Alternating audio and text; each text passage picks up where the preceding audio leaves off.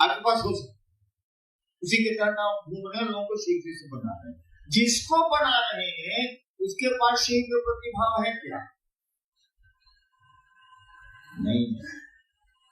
और उसका इंतजार भी आप नहीं करते कि भाव है कि नहीं है। आप केवल इतना ही देखते हैं कि स्वीकार कर लिया कि हम शिव को गुरु मानेंगे, और कहा दिया कि हम 3 को काम करेंगे, आपका काम खत्म, आगे करिए, यही है। उसके पास तो भाव नहीं है। और कहा गया गुरु भाव सकता है, तो आपकी मेहनत बेकार चली गई ना भाई साहब, कि नहीं चलेगी? मेहनत बेकार नहीं है। देवताओं से जुड़ने के लिए भाव की आवश्यकता है, बिल्कुल सही। गुरु भी भाव सकता है, ये भी बिल्कुल सही है, लेकिन आपको निर्णय लेना होगा कि आपका गुरु है कौन, आपका मास्टर है कौन। आपका गुरु है शिव, जो गुरुओं का गुरु है, उससे बड़ा गुरु हो ही नहीं सकता, वो ईश्वर गुरु है। ईश्वर ऐसे गुरु।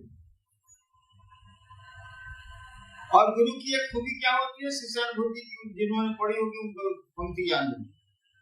गुरु अपने शिष्य के मानसिक तल पर आकर उसे आध्यात्मिक की ऊंचाई में ले जाते हैं। बात जो भी हो, लेकिन इस बात को समझिए। गुरु अपने शिष्य के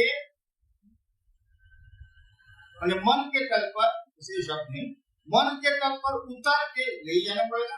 अगर लड़का को बुझ रहा है तो उसको आप ABCD से समझाइए, प्रोसेस कीजिए।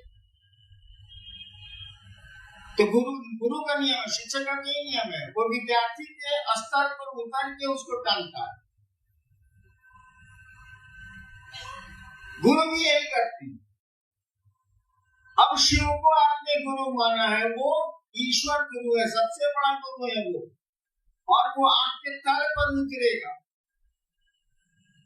तभी लोग बताने का नहीं खाने कैसे भगवान पकड़ेगा तब ना खींचे, आपके ब्रेन को, आपके मन को पकड़ेगा तब ना ऊपर ले जाएगा आध्यात्मिक ऊंचाई पर।